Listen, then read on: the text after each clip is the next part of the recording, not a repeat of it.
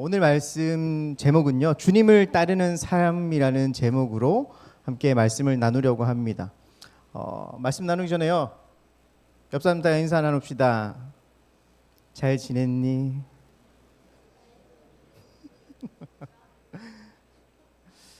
네, 한 주간 주 안에서 잘 지내셨습니까, 여러분?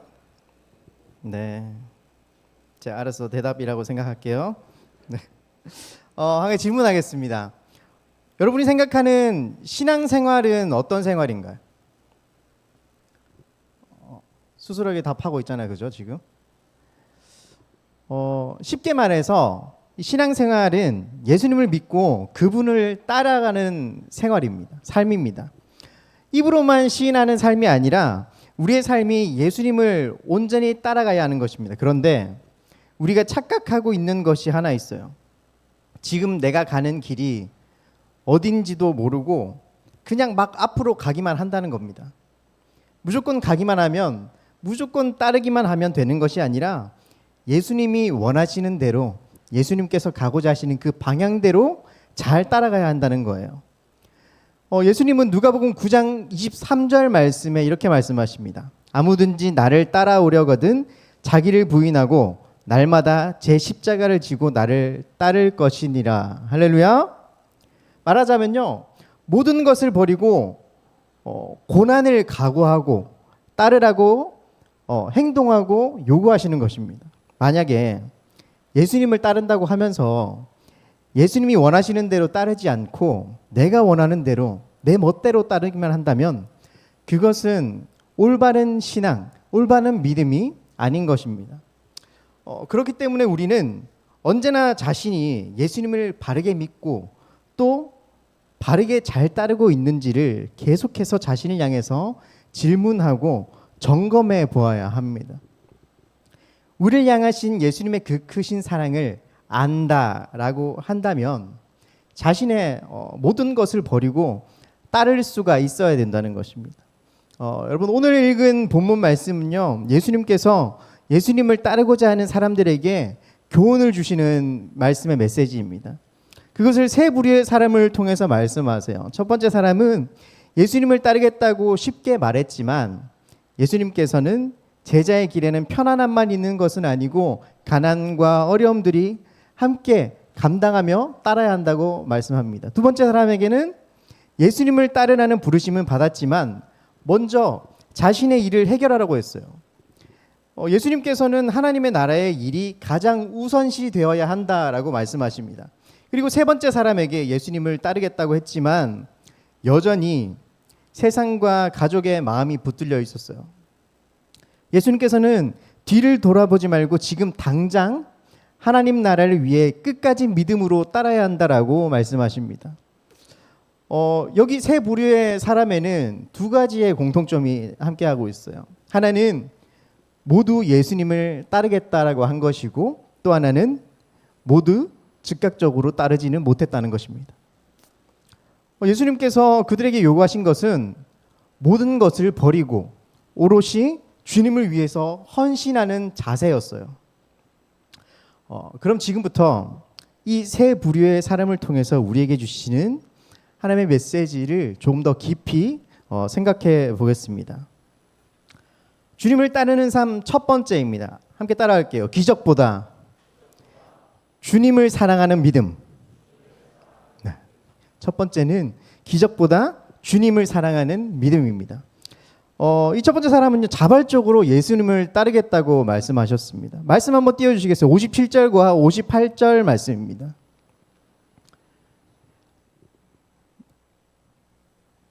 (57절) 58절 말씀 다 같이 한번 읽어보겠습니다. 시작. 길 가실 때에 어떤 사람이 여짜오되 어디로 가시든지 나는 따르리이다. 예수께서 이르시되 여우도 굴이 있고 공중의 새도 집이 있으되 인자는 머리 둘 곳이 없도다. 아멘.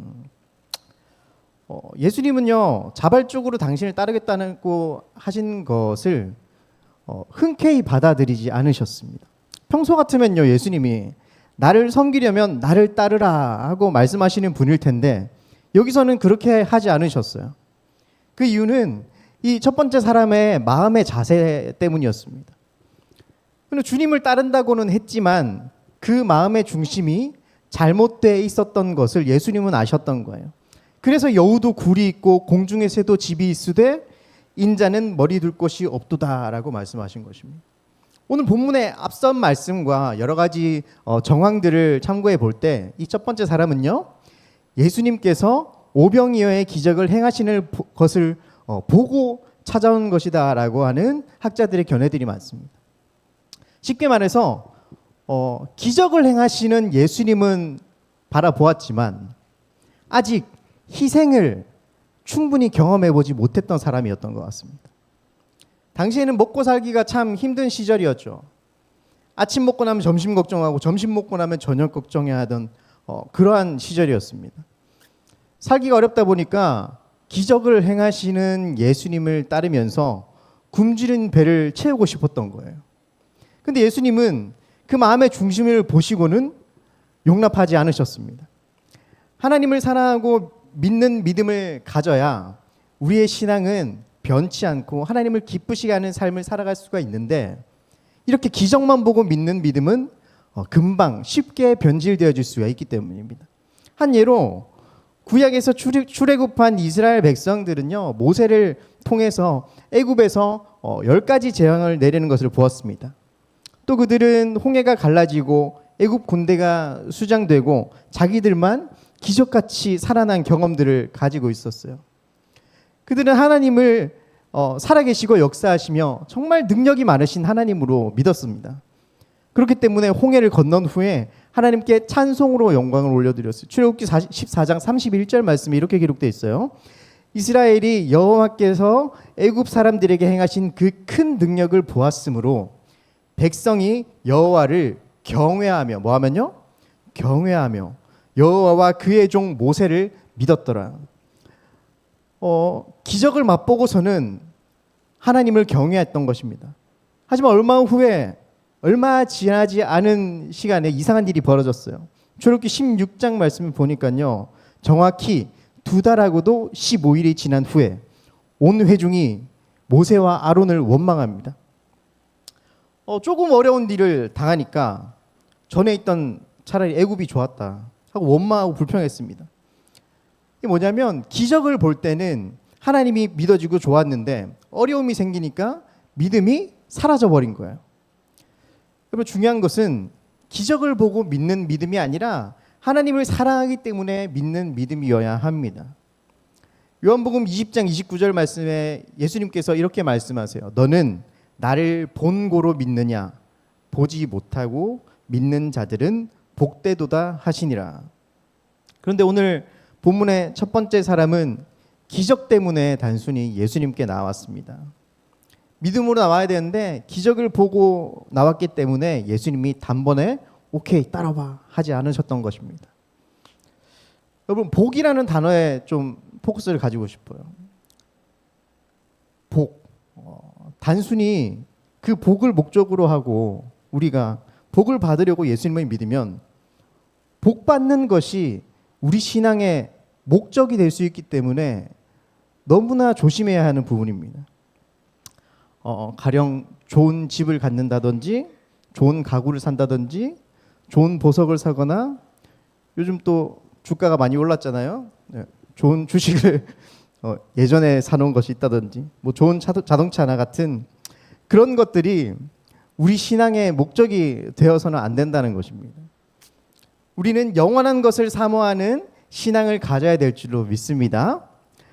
이 세상의 모든 것은 결국 다 여러분 무너지고 맙니다. 인간들이 쌓아놓은 호화스러운 문화와 이 좋아하는 것들을 보기에 좋아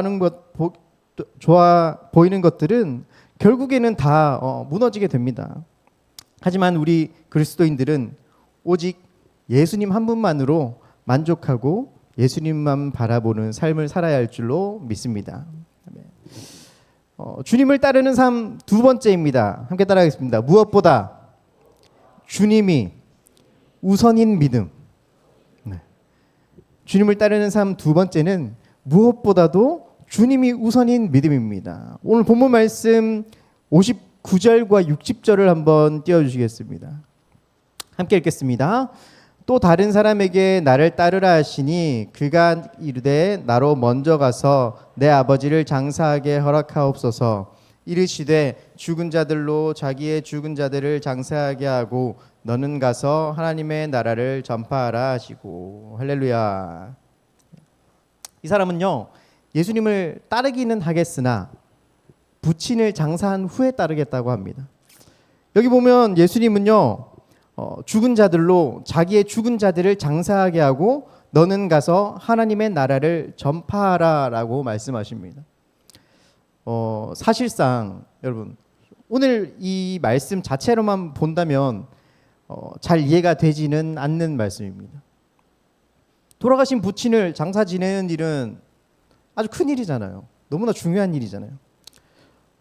근데 우리는 여기서 언급되고 있는 사람의 아버지가 죽었거나 혹은 임종을 곧 맞고 있다고 전제해야 됩니다.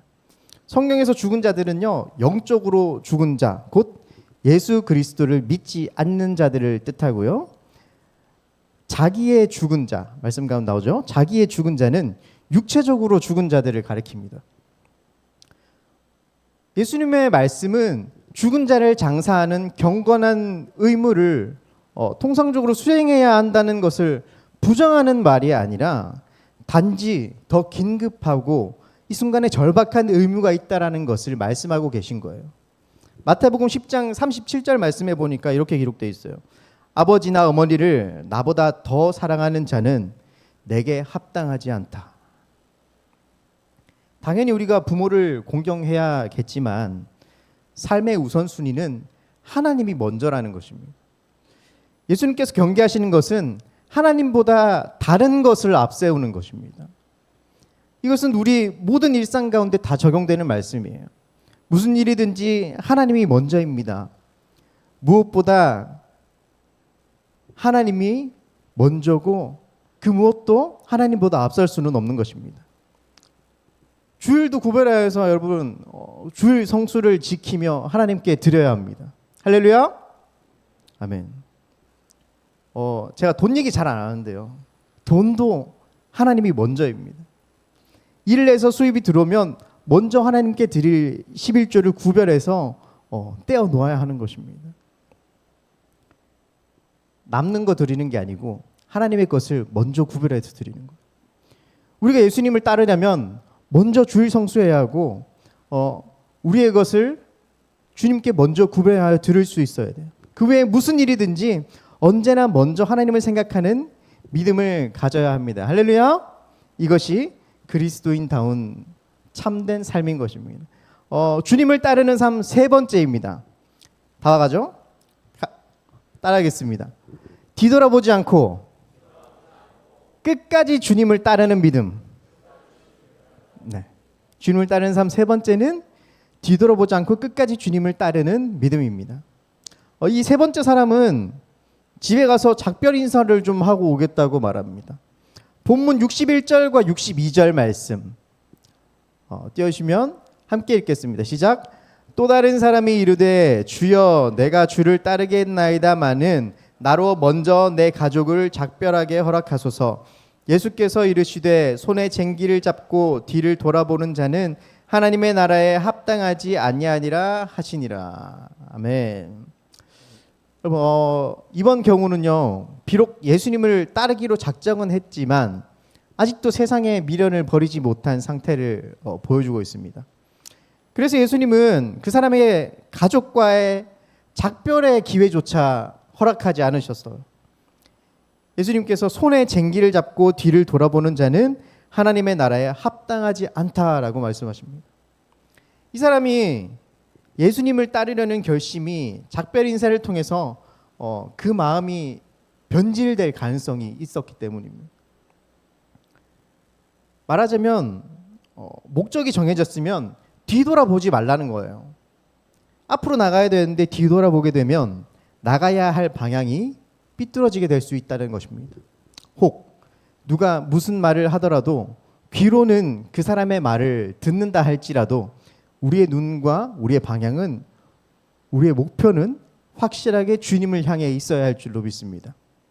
빌립보서 3장 13절과 14절 말씀에 이렇게 기록되네. 제가 읽어드릴게요.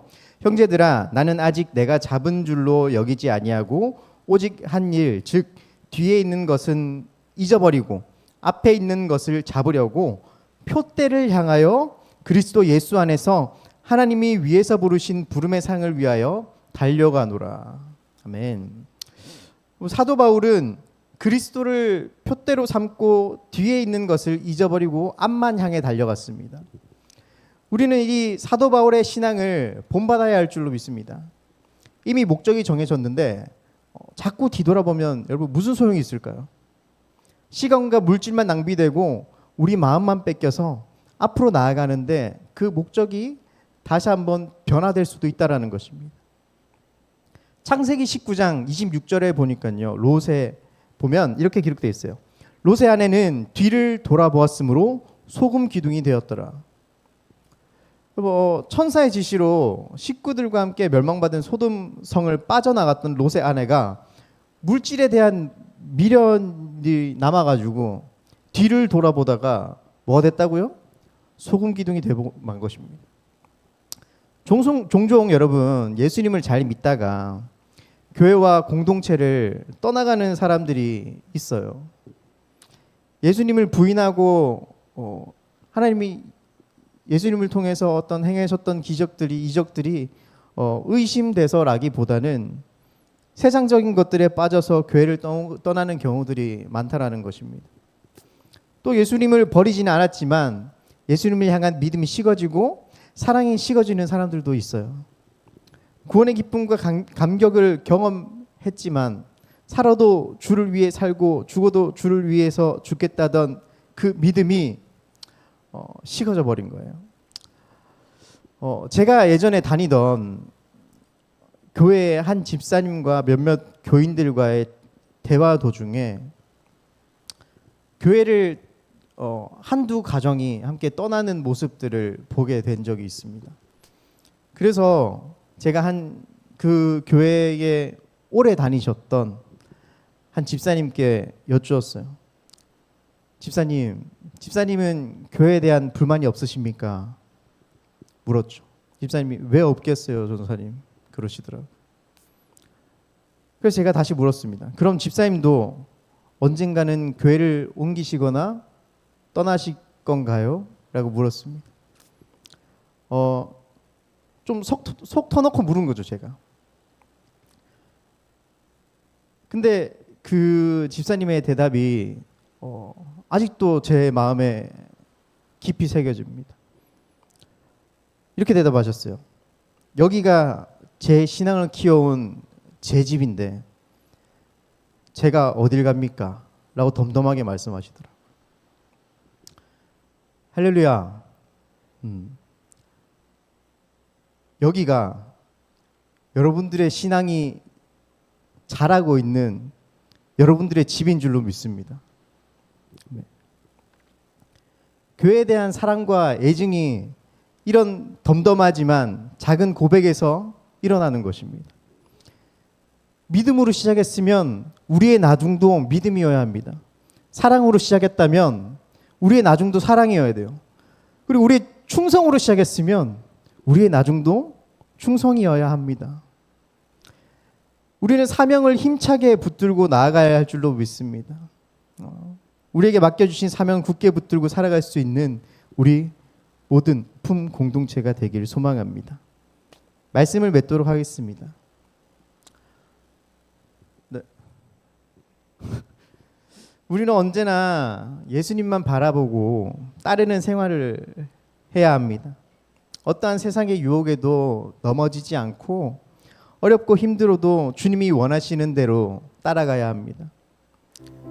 예수 그리스도가 우리 생명의 주가 되시고 영원한 생명을 허락하신 분이라고 믿는 믿음을 가진다면 당연히 그렇게 해야 되는 거예요. 혹시 한순간의 실수로 주님을 떠나게 될 수도 있습니다. 그렇다 할지라도 빨리 그것을 다시 한번 우리 마음에 깨우치고 돌아섰으면 좋겠습니다. 믿음의 선배들이 모든 것들을 버리고 예수님을 따랐던 것처럼 우리 모든 품 공동체 여러분들 삶이 그러한 삶이 되길 소망합니다.